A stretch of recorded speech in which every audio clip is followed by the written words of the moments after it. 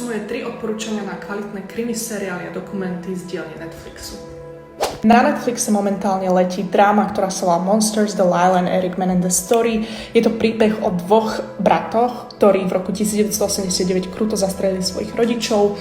No a teda táto dráma pochádza od tvorcov seriálu o Jeffrey Dahmerovi spred niekoľkých rokov, čiže sa môžete tešiť na veľmi kvalitné herecké výkony, avšak samotní bratia Menendezovci sa vyjadrili, že seriál je založený na klamstvách a implikuje, že mali medzi sebou incestný vzťah. Keby ste náhodou mali bratov Menendezovcov málo, tak je tu ešte aj dokument, ktorý sa volá The Menendez Brothers. Ide o 2-hodinový dokument, v ktorom vlastne bratia spoza mreží rozprávajú svoj príbeh vlastnými slovami. No a vlastne v tomto dokumente sa okrem nich vyjadrujú k prípadu i odborníci z oboch strán tohto súdneho procesu.